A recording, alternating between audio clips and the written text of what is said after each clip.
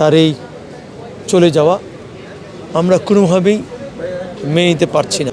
এই যে ওনাকে যে আমরা আপসহীন বলতাম, আমি যখন ছাত্র রাজনীতি করতাম ঢাকা বিশ্ববিদ্যালয়ে, তখন দেখেছিলাম আমাদের এই নেত্রী কোনোদিন আপোষ করে নাই।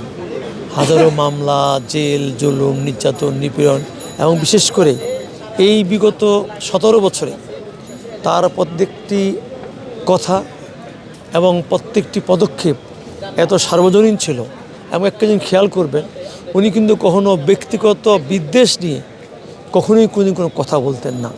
উনি সবসময় দেশকে ঊর্ধ্বে দেখতেন এবং আমাদের প্রতিটি নেতাকর্মীকে এইটুকু উৎসাহ দিতেন, নির্দেশনা দিতেন, ব্যক্তির চেয়ে দল বড়, দলের চেয়ে দেশ বড়। এই জন্যই তার প্রত্যেকটি সব মশার বিরুদ্ধে সুরক্ষা দিতে এলো বসুন্ধরা এক্সট্রিম অ্যারোসল। মশার বিরুদ্ধে এক্সট্রিম সুরক্ষা। বক্তব্য শুধু নয়, আন্দোলন সংগ্রামে এই যে আপোষহীন, সে কিন্তু এই বিগত সরকারের আমলে উনি প্রায় 17 বছর বিদেশে চিকিৎসার জন্য ওনার পরিবার থেকে দরখাস্ত করা হয়েছিল। প্রত্যেকটি দরখাস্ত ওনাকে কিন্তু নাকচ করা হয়েছিল। এরপরেও কিন্তু উনি মাথা নত করেননি।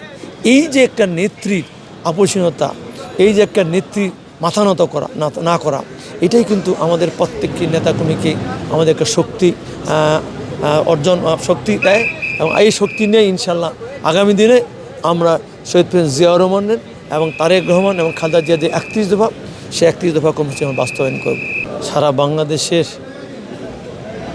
20 কোটি মানুষের কাছে সবচেয়ে কষ্টের দিন, মর্মান্তিক একটি জাতির জন্য শোকের দিন। আজকে 20 কোটি মানুষের মন জয় করা যে মানুষটি, আজকে উনি আমাদের ছেড়ে চলে গেছেন। সেক্ষেত্রে আমরা শুধু নই বা বিএনপি নেতাকর্মী নয়, সারা বাংলাদেশের আপামর জনসাধারণ এই মানুষটাকে অনুভব করবে এবং তার যে দীর্ঘদিনের কর্ম সেগুলো মনে করবে এবং তার অনুপস্থিতিতে আজকে বাংলাদেশে যে গণতন্ত্রের জন্য উনি সারা জীবন লড়াই করেছেন।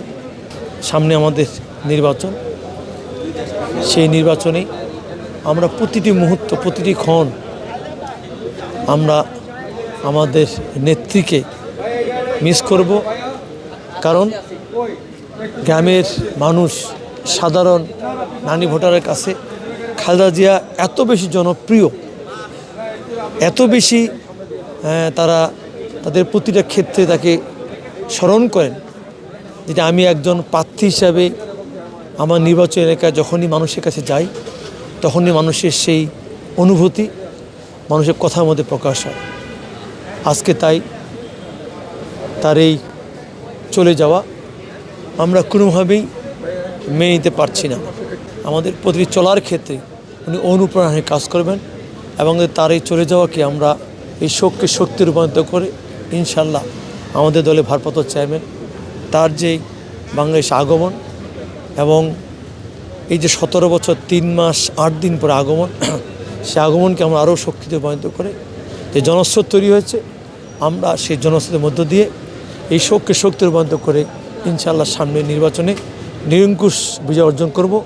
এবং আমি আমার এলাকার পক্ষ থেকে বিশেষ করে পঞ্চগড় জেলা তথা পঞ্চগড় 2 বাংলাদেশ 2 আসন দেবীগঞ্জ বদার আওয়াপর বিএনপি নেতাকর্মী সমর্থক এবং ভোটারের পক্ষ থেকে আমরা গভীরভাবে শোকাহত এবং আমরা আমাদের নেত্রী রুহের মাগফিরাত কামনা করছি।